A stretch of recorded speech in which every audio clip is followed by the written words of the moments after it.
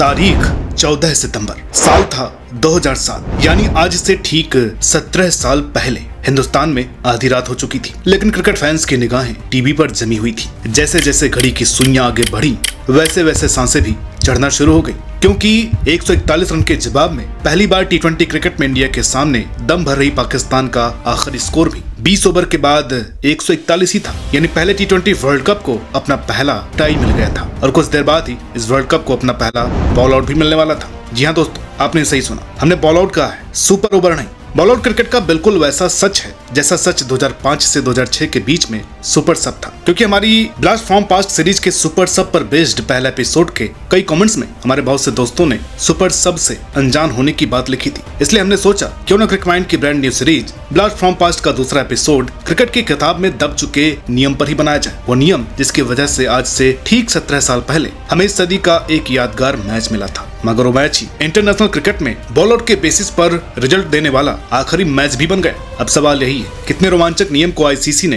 क्यों बदला, क्यों बॉल आउट की जगह सुपर ओवर ने ले ली, और क्यों बॉल आउट को आज आईसीसी के बचकाने फैसलों में टॉप पर गिना जाता है। तो चलिए एक बार फिर आने वाले कल की फिक्र छोड़िए और हमारे साथ क्रिकेट के सुनहरे दिनों में वापस गोता लगाइए। नमस्कार, मैं हूं अनुराग सूर्यवंशी और आप देख रहे हैं क्रिकमाइंड। दोस्तों, जब से क्रिकेट शुरू हुआ है तब से हार और जीत के इतर, टाई या ड्रॉ के रिजल्ट से फैंस का नाखुश होना चला आ रहा है। वैसे बारिश या पिच के मिजाज के चलते बोरिंग ड्रा मैचेस पर मेहनत करने का कोई तुक भी नहीं है, जबकि कभी कभी तो ड्रॉ या टाई मैच भी मैच के बेस्ट रिजल्ट होते हैं। इसलिए तय सीमा के बाद हार या जीत के लिए गेम की एक्सटेंशन एक्सपेक्ट करना बहुत सब्जेक्टिव है। यानी ड्रॉ के बाद रिजल्ट के लिए क्रिकेट में फुटबॉल की तरह एक्स्ट्रा टाइम या हॉकी की तर्ज पर एक्स्ट्रा ओवर देने चाहिए, ये अपने आप में ऐतिहासिक बहस है। लगभग 125 साल पुराने क्रिकेट इतिहास के साथ 21वीं सदी की शुरुआत तक फैंस ने भी टाई और ड्रॉ को क्रिकेट का रिजल्ट काउंट कर लिया था और बिना किसी एक्सपेक्टेशंस के वनडे और टेस्ट को जैसे तैसे अपना लिया था। लेकिन जैसे ही क्रिकेट की फॉर्म टी20 में बदली, फैंस का नंबर अडल्ट से टीनेज ग्रुप में ज्यादा हुआ है। वैसे ही आईसीसी को शॉर्टर फॉर्मेट में एक क्लियर रिजल्ट की जरूरत महसूस हुई।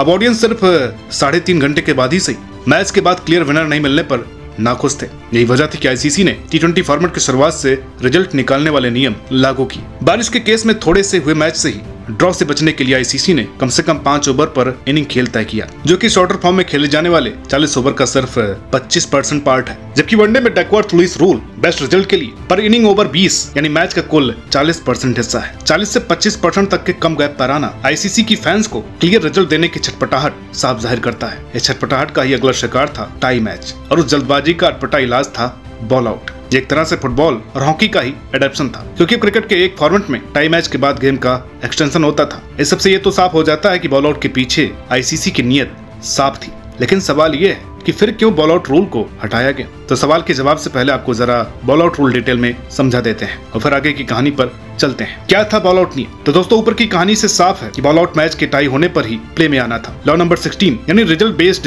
रूल्स के अकॉर्डिंग तय हुआ कि जब भी किसी इंटरनेशनल टी20 मैच में स्कोर लेवल होंगे तो टाई ब्रेकर के तौर पर बॉल आउट खेला जाएगा, जिसमें दोनों ही टीमों के 5 प्लेयर्स को एम्प्टी स्टंप्स पर बॉल हिट करने का एक चांस मिलेगा। यानी बॉल आउट में हर टीम के पास 5 ही तय चांस थे, लेकिन दोनों तरफ से 5 चांस पूरे होने पर अगर स्कोर लेवल रहता है तो बिना रिपीटिशन के बॉल आउट तब तक चलता रहेगा जब तक कोई टीम लीड न बना ले। जैसे ही किसी टीम ने लीड बनाई, वैसे ही सडन डेथ रूल लागू होगा और लीड कर रही टीम को मैच का विनर डिक्लेयर कर दिया जाएगा। अब आप सोच रहे होंगे कि सडन डेथ क्या होता है। तो जब भी कोई टाई ब्रेकर ऐसी स्थिति में पहुंचे कि 1 अंक के डिफरेंस से ही मैच खत्म हो जाए तो उसे सडन डेथ कहते हैं। जैसे उदाहरण के लिए टेनिस में ड्यूस होने पर तब तक गेम चलता रहता है जब तक एडवांटेज के बाद कोई प्लेयर पॉइंट नहीं कर लेता। वैसे सडन डेथ का best example football penalty shoot out है। वहाँ भी 5-5 चांस के बाद अगले सभी शूट आउट सडन डेथ होते हैं। हालांकि बॉल आउट को बारीकी से देखा जाए तो ये एक पेनल्टी शूट आउट का ही रेप्लिका है, बस यहाँ गोलकीपर की जगह विकेट कीपर होता है, फुटबॉल की जगह क्रिकेट बॉल होती है और गोल पोस्ट की जगह 3 स्टंप्स होते हैं। मगर यही बॉल आउट की परेशानी बन गई, क्योंकि फुटबॉल और क्रिकेट में जमीन आसमान का फर्क है। इसलिए फुटबॉल की रेप्लिका क्रिकेट में लूप होल्स की खदान बन गई और ये खदान ही बॉल आउट के फेल होने का मेन रीजन भी बनी। तो बॉल आउट नियम की खामियां क्या थी?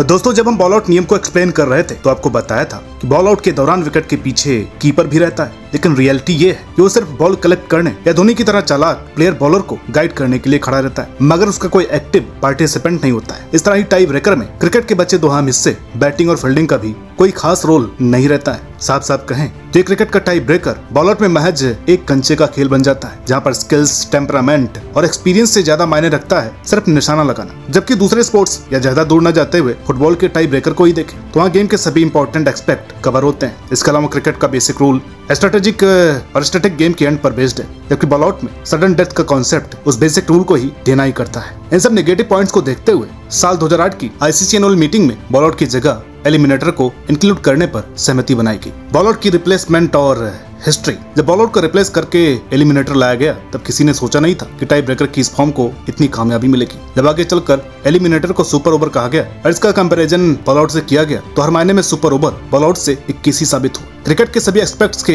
इंक्लूजन से लेकर रोमांच की सीमा तक सब सुपर ओवर में एकदम सटीक बैठे। यही वजह है कि आईसीसी ने लिमिटेड ओवर्स क्रिकेट में अब टाई मैच के बाद सुपर ओवर टाई होने पर भी सुपर ओवर कंटिन्यू करने का एक नियम बना दिया है, जबकि बॉल आउट कहीं खो गया है। शायद ही आज कोई कमेंटेटर या फैन बॉल आउट का जिक्र करता हो। शायद ही किसी को पता हो कि बॉल आउट क्रिकेट इतिहास में 1991 में नेटवेस्ट ट्रॉफी में डर्बीशायर और हार्टफोर्डशायर के टाई मैच को डिसाइड करने से अस्तित्व में है। शायद ही 21वीं सदी में जन्मे क्रिकेट फैंस जानते हो कि वो T20 वर्ल्ड कप वाला बॉल आउट इंटरनेशनल हिस्ट्री का पहला बॉल आउट नहीं था, क्योंकि इस मैच से ठीक 19 महीने पहले न्यूजीलैंड बनाम वेस्ट इंडीज मैच में बॉल आउट देखने को मिला था। वहाँ न्यूजीलैंड ने विंडीज टीम को 3-0 से बॉल आउट में पटखनी दी थी। इसके बाद सिर्फ एक मौका और था जब बॉल आउट इंटरनेशनल क्रिकेट में हुआ, जबकि 2009 T20 कप में समरसेट ने जब लंकाशायर को 5-1 से हराया तो उस लम्हे को क्रिकेट हिस्ट्री का लास्ट बॉल आउट काउंट किया गया। और इस तरह चंद दिनों में ही T20 क्रिकेट की शान से T20 क्रिकेट की याद बनने वाले बॉल आउट की कहानी का अंत हुआ। तो दोस्तों, उम्मीद करते हैं कि आपको आज की ये वीडियो पसंद आई होगी। अगर वीडियो अच्छी लगी हो तो प्लीज़ लाइक कीजिएगा, शेयर कीजिएगा और चैनल पर नए हैं तो प्लीज़ सब्सक्राइब करना ना भूलिएगा। मिलते हैं आपसे अगले वीडियो में, तब तक के लिए नमस्कार।